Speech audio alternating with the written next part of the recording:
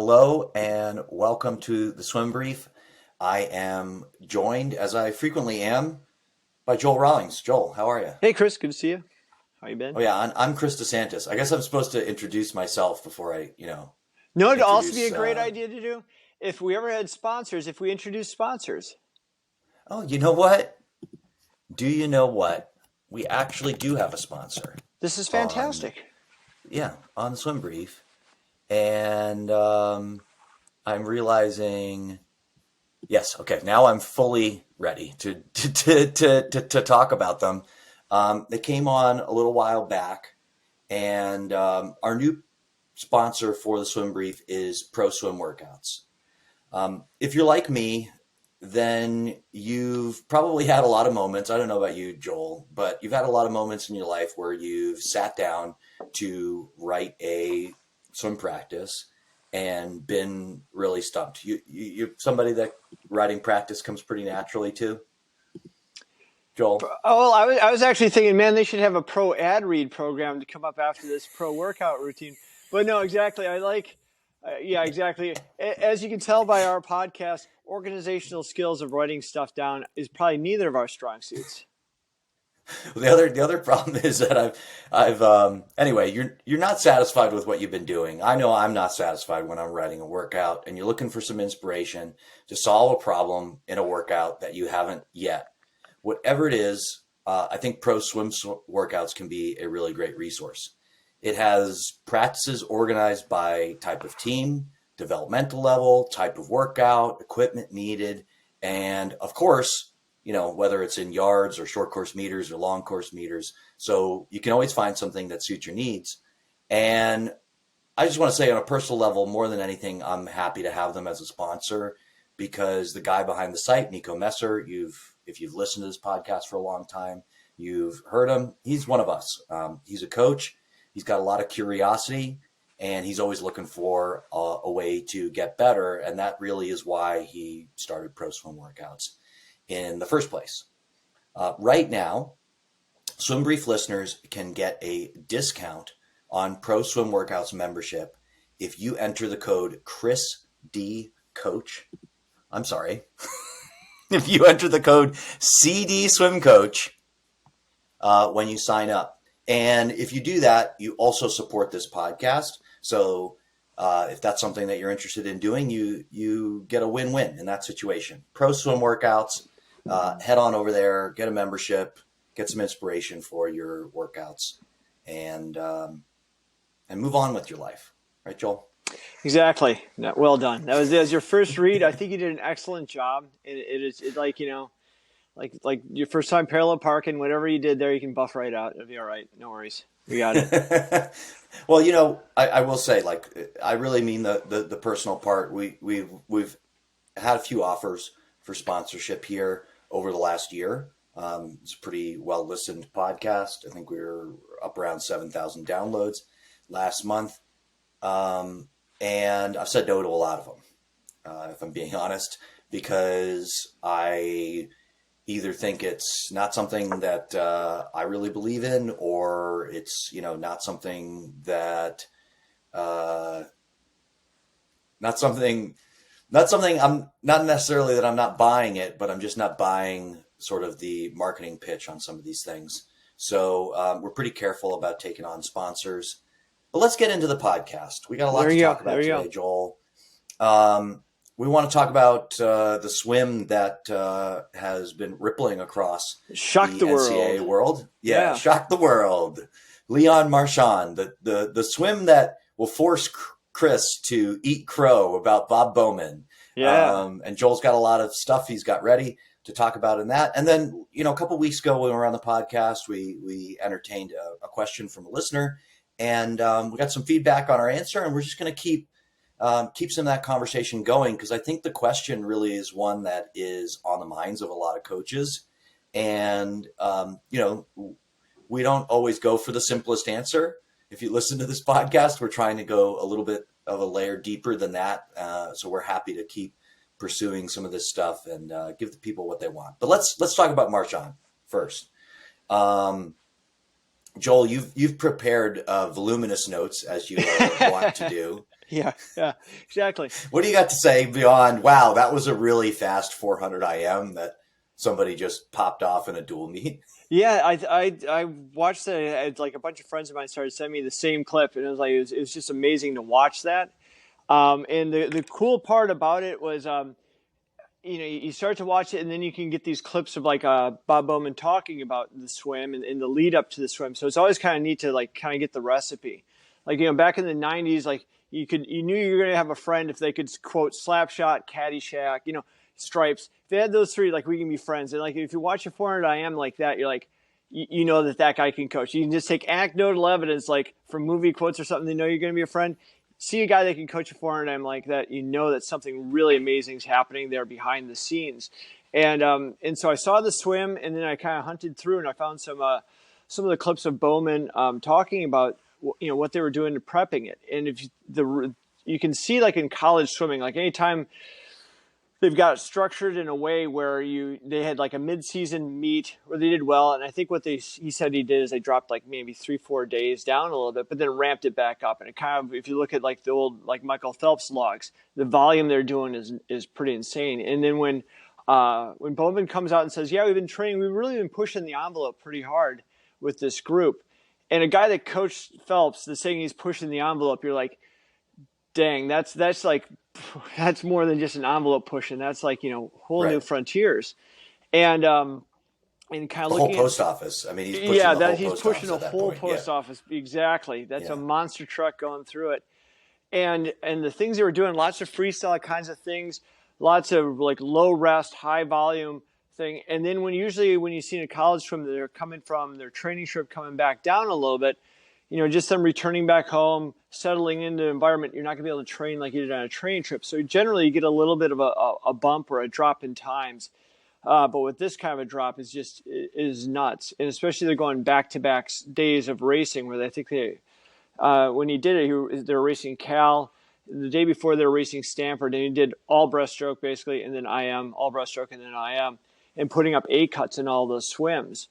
And so then kind of watching that swim, if you watch on the breakouts especially, it's still kind of, again, it's hard to say anything is not quite right when it's that fast of a swim, but there's more room, which is an amazing thing to say. It's not like, well, that was a perfect swim, what are you going to do? You're not going to go anywhere from there. There's still things that he Right. can be doing. So like just counting the strokes on that butterfly, I mean, he gets out there, and it's just such a smooth looking kind of a stroke that you can watch. As if you go back and watch the film, you watch how the water, the splash line is always going forward. Each stroke is just kind of pretty precise in that he's landing it, and you see that the wake moving forward on that. So it's like a kind of that classic skipping stone movement of it. But what I was saying is on the breakout is that if you watch on his lower back, that line where the diaphragm muscle is, you can see it's kind of a raised ridge, and usually that means it's a little bit tense going into the water, and so he's kind of bracing on that. And then as he settles into the race, and that's where you see that obviously what they've been doing with aerobic training is nuts. As he settles in a race and just starts getting more and more comfortable as it goes, or the fact that he's able to go back-to-back amazing swims, gets more and more comfortable as it progresses. And so what's going on, I think, is the nervous system is starting to catch up as he races. And in one of the Bowman quotes, they said that's why they're starting to go race suit swimming now, is allowing that nervous system to kind of catch up to what they've been doing aerobically. So as they're transitioning from kind of that accumulation stage where all the physiology is changing, the mitochondria content, capillary density, all the things that come with aerobic and the quote unquote base training is done. That's in the bank. And now as they switch into that more of a nervous system kind of a thing, racing is going to make them sharper and sharper where these transitions start to come out. And so I think as you watch some of the breakouts, if you see like all of a sudden the hips dropping in the water, I think he did it like on one stroke on his fly where all of a sudden strokes are going like 5 strokes, 5 strokes, 6 strokes, 6 strokes.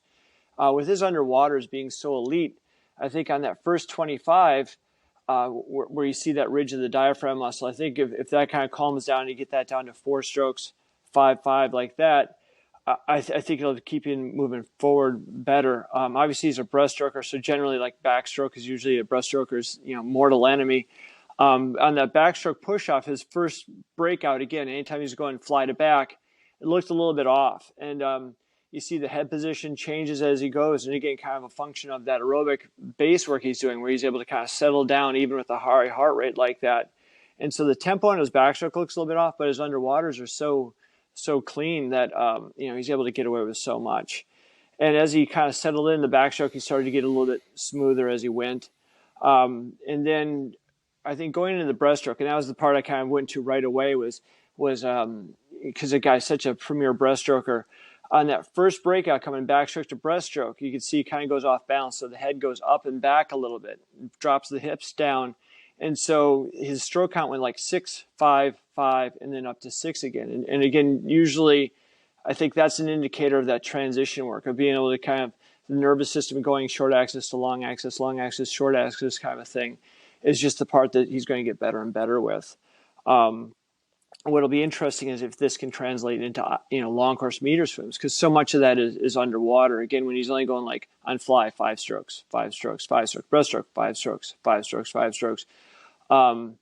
It's interesting just to see how those relate out, and with this kind of a base, and obviously with a coach like Bowman, I think as a long course meter swim, it'll be amazing. And then even on the freestyle, when he kind of started falling apart, it's still like he's still moving a lot of water. So I don't think it's one of those where you see like a in-season time and then he's just trying to get a couple tenths of the second off. I think there's room where he can drop even more time off of that just by sharpening up his transition points from, again, short axis to long axis. But I think you heard it here first. Joel Rawlings predicts a sub 330, 400 IM for Leon Marchand this year, right? Is that what I heard? I think he can do that. Yeah, I totally agree with you. It sounds like I'm making this up to give you a hard time. No, yeah. But I think you just laid out the case that it's there. Like that is a reasonable expectation at some point during this season that he can do that. Yeah, and I think with this, the way they're hitting it to and doing these back-to-back meets, and this is something I don't know nearly enough about, and I keep on trying to read about, but kind of the ability going between like sympathetic nervous system, parasympathetic, kind of the fight or flight thing. It doesn't look like he's in that where it's like it's taxing him out so much and he needs all this time to recover. I mean, to go so fast on one night and then come back the next day, it means I think obviously his body is able to recover at such an amazing rate. And I think in one of the articles, Bowman's like, the guy's going just crazy in practice. For a guy like Bowman to say this is amazing practices, you're like, I mean, that's not hyperbole. That's like this is the only person in the world to have done a practice like this. Yeah, I mean, so I think there's like a couple things I want to pull out from what you said, because I think they're worth discussing more. One of them is I love the analogy of just looking at swimming through the lens of the nervous system, because one of the things I have noticed over the years is that essentially what we are doing when we are coaching people in the sport of swimming is we're actually coaching them out of all of these sort of ingrained nervous system responses that they'll have when they're in the water, right? Because you think about when somebody starts learning to swim, all the instinctual stuff they do when they go like, oh shit, I'm going to drown if I don't do this stuff. It's all really counterproductive to swimming fast, right? Like you'll go completely vertical. Right. Because your initial instinct is to do something that you've done on the ground is what you're saying. Yeah. Versus you do it in the water, it's counterproductive. Right. Yeah. Exactly. All the stuff that's, we're not natural swimmers. Right. It's not instinctually in there. And so all of our instincts are from being in a completely different environment. So you put us in this aquatic environment and instinctually, and you can see this now, even in a swimmer who is swimming the fastest 400 IM right on anybody has ever swam, you can see remnants of this like nervous system panic that goes, for instance, I've got to tighten up my diaphragm because that's what's going to keep me safe or from drowning in this 400 IM, right? It's still in there somewhere. And that is endlessly fascinating to me as a coach to just observe that piece of it. Right. I think, yeah, just kind of thinking it through now. I mean, I could nerd out on this for hours, probably, unfortunately. But the idea, like I said, like that first 25, maybe you overswam that fly a little bit. And then getting into that backstroke, if you watch that video, again, the head position of the backstroke, like you said, is just that classic, like the head comes up out of the water and kind of looks back towards the toes a little bit. It's not much, but it's enough. It's like you said, it's that panic response that's deep ingrained. You know, on a conscious level, he knows he's not going to die. On a conscious level, he knows what he's doing. But on that kind of the primitive brain or the lizard brain, whatever people want to call it, again, that basic function that we have of survival, you know, he's gone from butterfly, very, very fast, short axis, underwater, no air, hitting the surface right there for that split second. The primitive brain takes over, look up, get your head out of the water, get your air. And then he settles right back Right. down. And I think that's what makes the difference between an elite and a great to an average, you know, all the way down, is the elite are able to kind of do that and get away with it because he's able to rebalance that backstroke within a half a stroke. His breaststroke, the same thing. What he does on his first stroke coming from the backstroke into the breaststroke transition, it's a little bit higher than he normally would breathe. If you kind of look at that breath versus like the third or fourth stroke, the head position is subtly different where he's off balance, but he's able to rebalance onto one stroke. And the really great breaststrokers I've seen are the ones who can do that. Obviously, like if they can get away with not doing it all, it's going to help even more. But for them to do that, like an average swimmer does that, they're going to be. It's going to take 2-3 strokes for them to rebalance. For a guy like this, he's taking only like 5 strokes for the length anyway. He doesn't have that kind of time.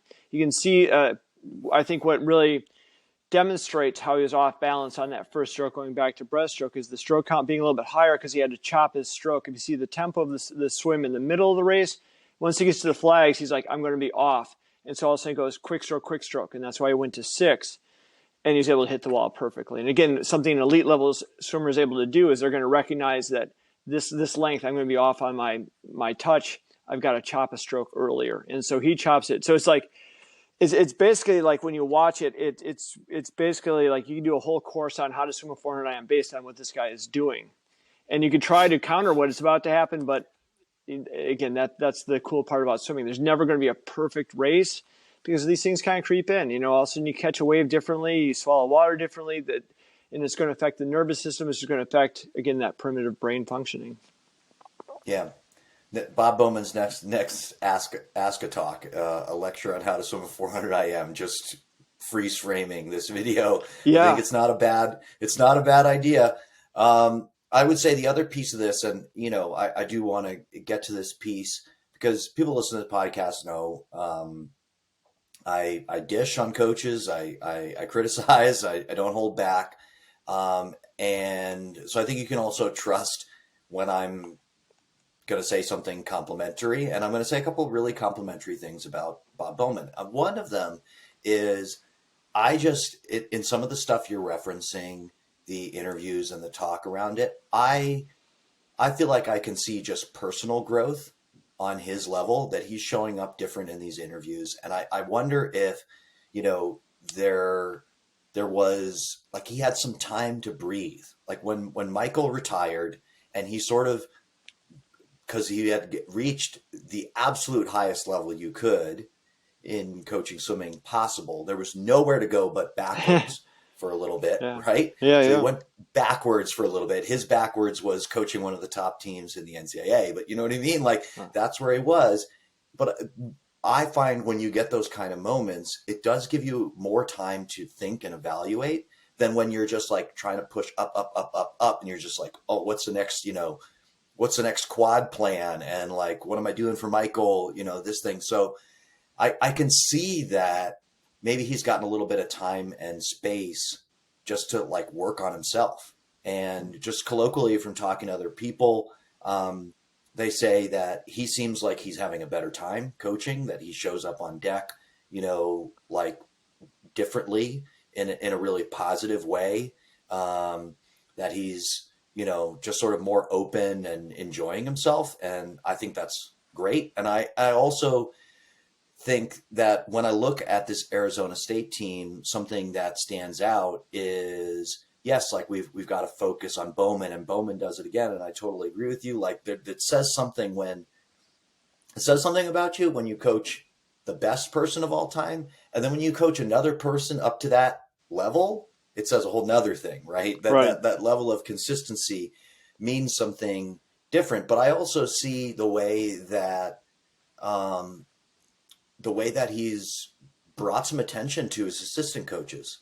Like Herbie is somebody who gets to shine a little bit. I read an article recently about Rachel Stratton Mills. I think that she's gotten like not an undue, I would say an unusual amount of attention for somebody that's not a head coach on a top team. And so I think, like, to me, as somebody who uh, would be like advising people at certain junctures about different college coaching opportunities, I think Arizona State looks like a better opportunity as an assistant coach because you know Bowman is at that stage of his career where he's accomplished so much, like he can sort of push other people over the top, and I see him doing that a little bit as well, and I think that's great.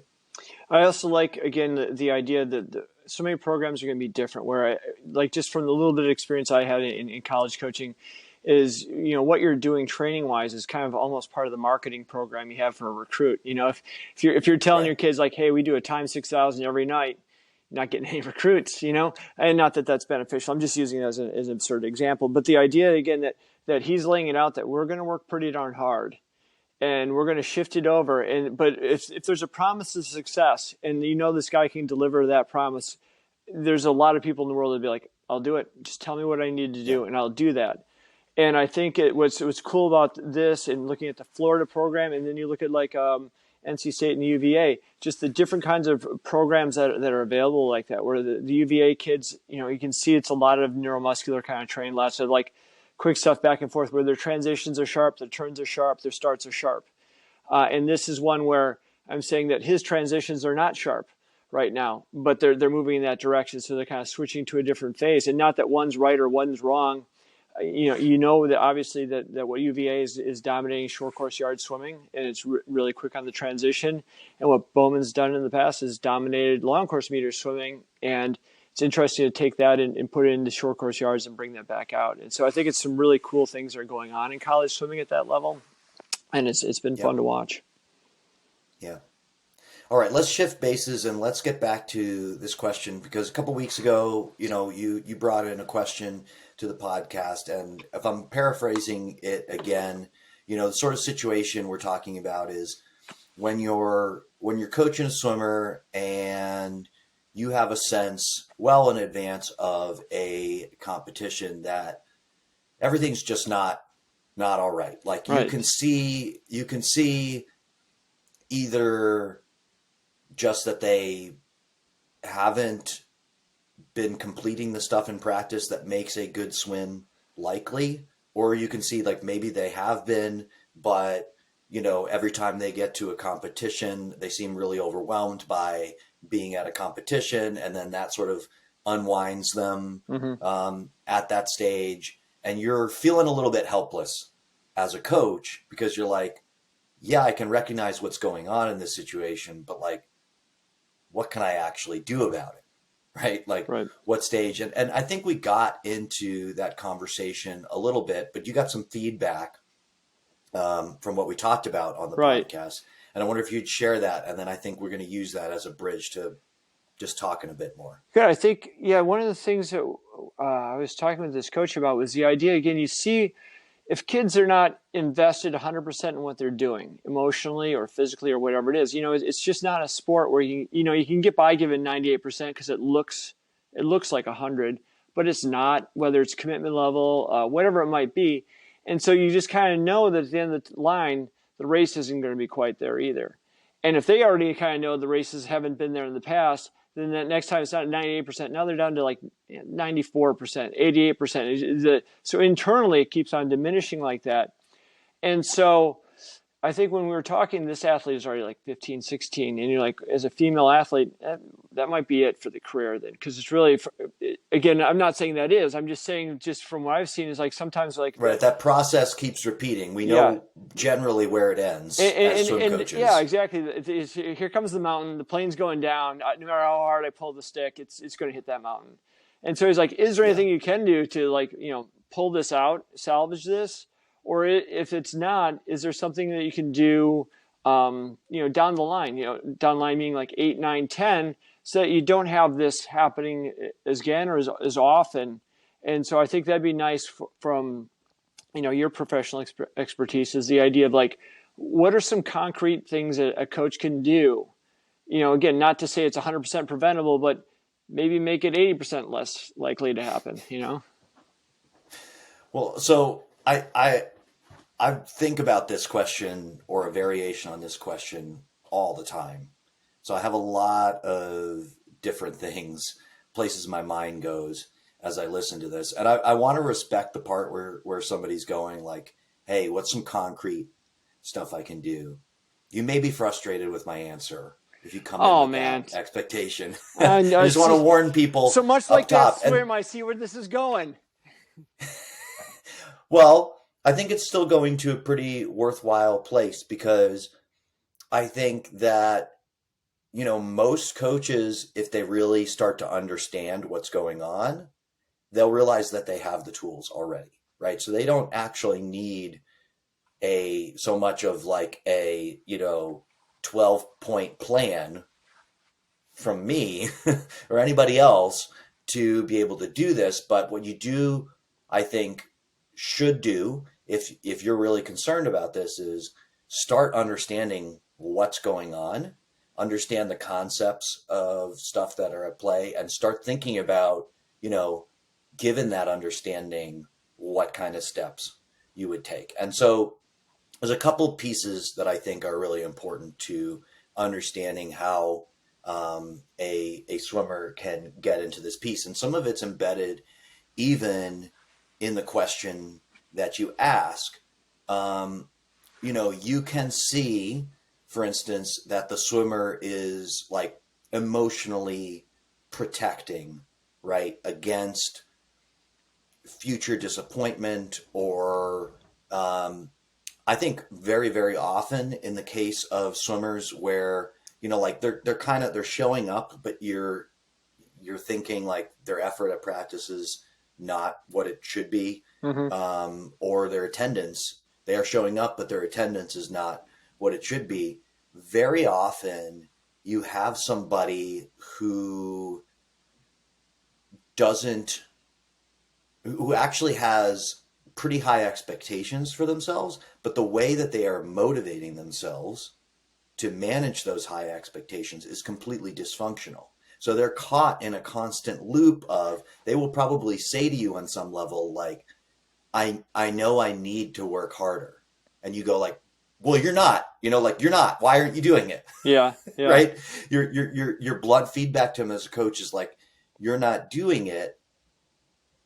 And yet, so that what they internalize is, I screwed up. I need to find a way to get back to this, right? They start communicating to themselves in actually a very negative way. And that's how they're trying to, they're trying to inflict pain on themselves because they think, more pain, more gain. So I inflict pain on myself. That's how I motivate myself to the next step. And what their brain starts to associate with the sport of swimming is pain. Well, human beings don't like being in pain naturally. Mm-hmm. Okay. Well, I don't know if you've ever touched a hot stove, but you're not super motivated to touch it again right afterwards, right? You'd actually probably have to work pretty hard to psych yourself up. And so a lot of swimmers are essentially trying to summon up the motivation to keep getting themselves to touch a hot stove because they go, I need to do it. I have to do it. I must do it or else, and if you ask them like, or else what, usually the thing on the other end is mom will be disappointed in me. Coach will be disappointed in me. I'll be disappointed in myself. Right. And that is how they are getting themselves like psyched up. And over time, that is building a relationship between anticipated pain or actual pain and the process of motivating themselves to do swimming. And at some point they're going to go, why am I trying to psych myself up to get hurt? And when you say Like that doesn't make any sense. If we can step back for a second, so I just want to clarify for everyone too and myself, like when you're saying pain now, are you talking like the physical pain of practice, the physical pain you put yourself into in a set or in a meet, or are you talking about the emotional level of pain that is also going to be in part of swimming? So when you're saying pain, what are you kind of I'm saying referring to? emotional pain. Okay. I'm saying like they're trying to make themselves scared, Mm-hmm. right? Like they are inventing, they are constructing a situation where they have to be scared of not doing something, right? So like Okay. I should be scared of not coming to practice. That is how I will motivate myself to get to practice. And you probably situationally can scare yourself into doing things. But over the long term, if we go back to the whole discussion at the beginning, your nervous system gets Right. totally fried out So from being basically, scared all the so they're time. going into like a fight or flight response in a sense, just to motivate themselves up to make it to a practice, and then you get Right. that Or just to negative work hard on what they're about to do, or just yeah, to do this next race. and you get Right. like this Like, cortisol dump that starts going, which is fine in the short term, but if it's like every single day just to go to practice, they're basically taking another cortisol dump, to be able to right. just basically all the negative effects that come from the fight or flight response are in there without the positive benefit of the short term positive effects that come from it too. Okay, And it's I'm not, on and with you. and it's not sustainable, Right, right, Joel? I right, mean, like yeah. we again, We're we there drop to back run away into the from the Leon lion. Marchand Yeah, conversation. yeah, Why can he race well again the next day? yeah. It's because he's not assaulting his own nervous system to swim Yes. that 400 IM, All right. That's very clear now right? for me. Yeah. Thank you. Yeah. Good. Yeah. So understanding and like I was reminded by about this earlier this week because Brett Hawk has gotten for his podcast, he's partnered up with Aska, and now they're releasing old Aska talks Uh-huh. as podcasts. And I'm just like, I'm not listening to them. I'm consuming the clips Uh-huh. on social media. And there was a clip of Sam Freeze, and it made me think of R.I.P. Sam, by the way. Uh, 1 year when I was in Denmark, the Danish coaches clinic, they would blow all their cash on one person. Yeah. So Yeah. 1 year I went to it, it was Dave Marsh. Another year I went, it was Sam Freeze. And there would basically be no other presenters, and you would get one person like 6 times Yeah. over the course of a couple days. So I got like a mega dose of Sam Freeze. And one thing that he talked about that weekend that has stuck with me ever since was he's saying like sometimes you're coaching a swimmer and you get them to do a level of performance that they're emotionally completely unprepared for. And he talked about a woman that he coached once that just went to a meet and just like lit it up.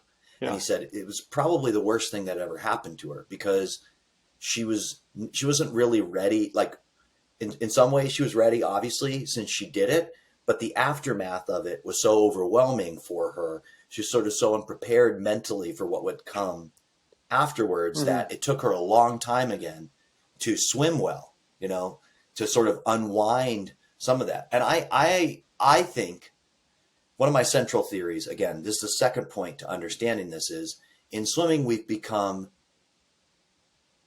very advanced in the way that we train swimmers. The training level, like if you listen to, like I listened to my former boss on a podcast, Ask a Podcast, they made him talk about training for 2/3 of the podcast. We have so many resources out there, how to train, how to do race pace, how to like push volume, how to like, everybody has, I think, actually gotten to collectively a pretty good level on how to train swimmers. So we have these swimmers who are physically so much more fit than somebody who was, swimming at a national level, for instance, 40 years ago. The fitness level, you just can't even compare because we've refined a lot of the piece of that. But I think we have a lot of swimmers who, like if I go back to the Sam Freeze example, their emotional preparation for what they're going to try to do performance-wise or even what they're capable of is not in line. It's completely imbalanced with their level of physical fitness. And that's because we haven't built it into the plan that most people have for training swimmers. Right.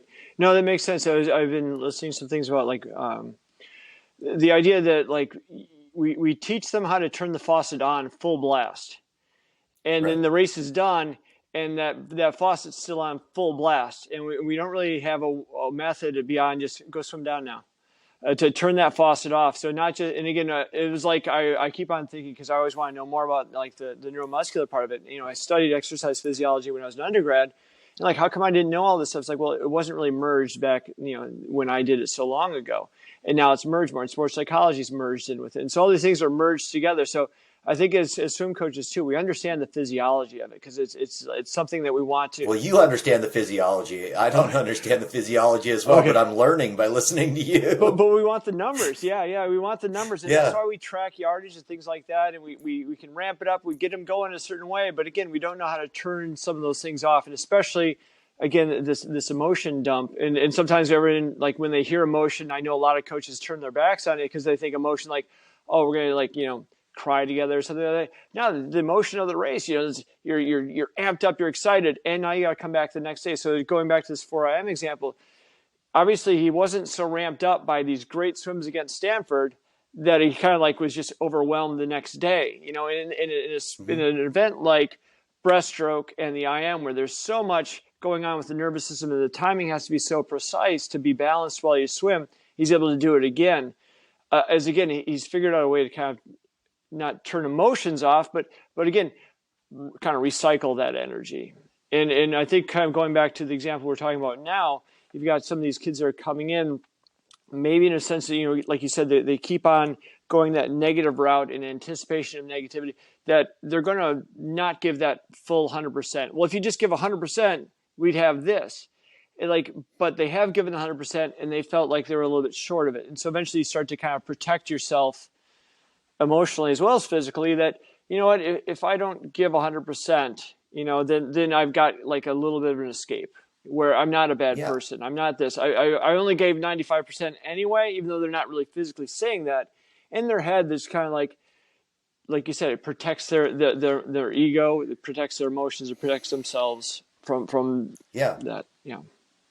Yeah, I would see a lot. I mean, a lot of swimmers end up getting into ego protection mode. Coaches end up getting into ego protection mode because they're like, they want people to know, like, hey, this is not my fault. You know, like that this person is, Right. you know, having such a bad time doing the sport of swimming. Like, that's not on me. Yeah. Like, I did what I was supposed to do to get them ready And then we can find to our own do it. evidence. I've got, you know, back in the 80s, we used to do 10,000. I never had a shoulder pain at all. And like all of a sudden there's a kid injured.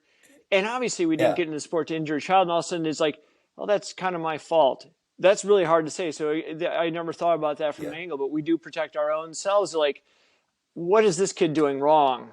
You know, versus again, Right. you know, we can't do it each time because we'll crush ourselves. But again, there has to be a meeting in the middle where we understand again that it's not one size fits all.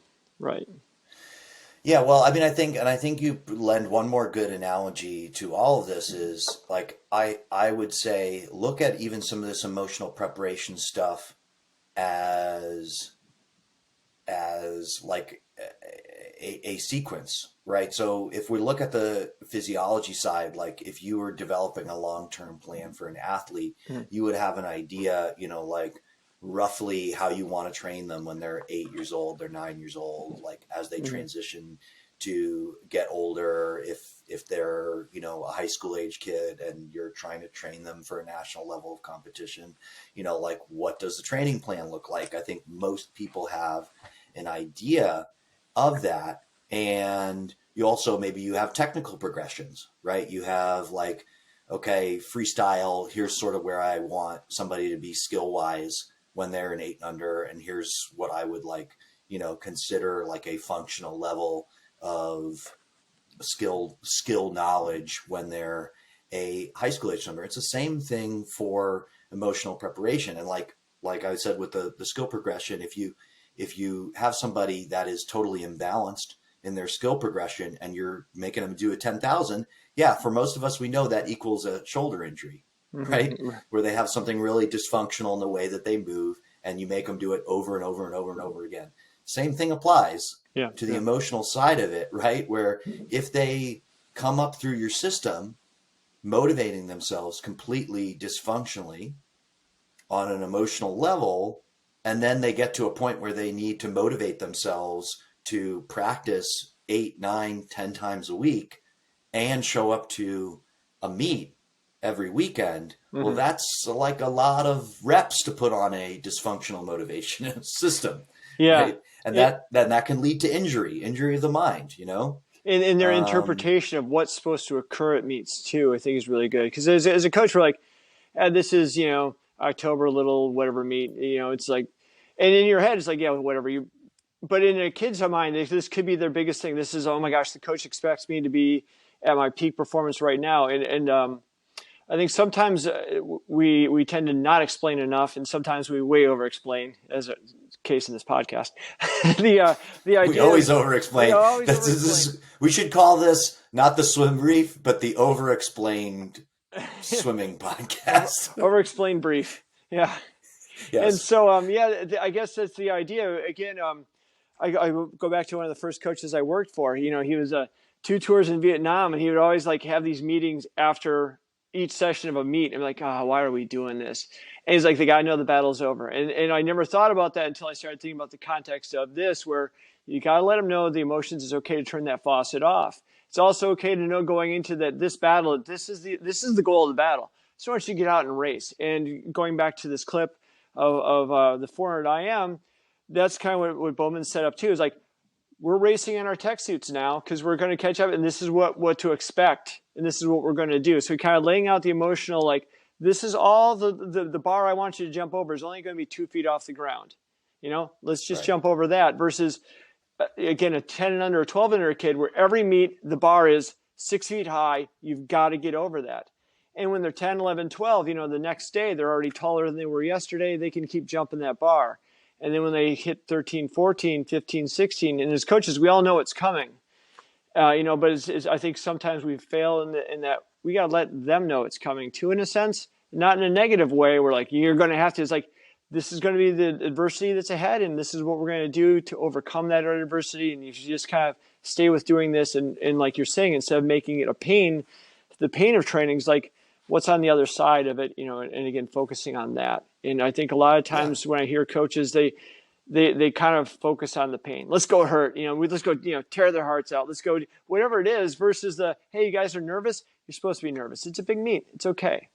And letting them know that whatever they're feeling, there's nothing wrong with you if you're nervous. In fact, there's something right with you right now. If you're nervous. Exactly. You put a lot on the line here. And I think sometimes there's no fear, it's no fear kind of thing. And I think what you're saying is, again, it might work for one kid in 40, but it's not going to work for every kid. Yeah, I have, and I think we'll save this for a later podcast. We always got to tease something for the future, but I think in teaching some of this stuff, as I said, one of the reasons why I think it's important to actually understand the concepts on the front end is because if you understand the concepts, then you can do the first step of any of this, teaching any of this to a kid, is you can be empathetic to them. You can go, hey, I think I know what's going on. Is it this? Or you can be like, it's this. Correct me if I'm wrong. Yeah. You know what I mean? Some version of that where you go like, hey, let me offer you like an explanation for what's going on here. That's not like you are bad and you should fix that. Right. Like to somebody who's completely exasperated, who's probably, at the end of the race, they are disappointed in how they swim. And then you've given them a list of things that they should do to improve. And they're thinking, their motivational structure is such that they're thinking like, oh my God, how much pain am I going to have to go through to do that? The things that he just listed to me and what I did already wasn't enough. Right. So there's a whole conversation to be had about that piece. And I actually, as we segue to the conclusion here, I'm going to tease an announcement also, which is I am debuting my first ever online course. It is the first of 5 in positive psychology in coaching. And this is a thing that I've been talking about doing for a long time. A lot of people, including Joel on the other end, have come to me and said like, hey, Chris, you should do this. Yeah. And I am doing it. There'll be a formal announcement about that coming on Monday. That is Monday, January 30th. And I'm going to open up registrations for it. It's going to be a 6-week live course, an hour each week. And the cool thing about it that I always tell people is, you know, when I tell the story of positive psychology, Marty Seligman, who is one of the sort of founders of the field of positive psychology, it took him 30 years to get from a theory of learned helplessness to a theory of learned optimism, which is one of the foundational ideas of positive psychology. You know, you can learn most of what he knows by reading a book that he wrote called Learned Optimism.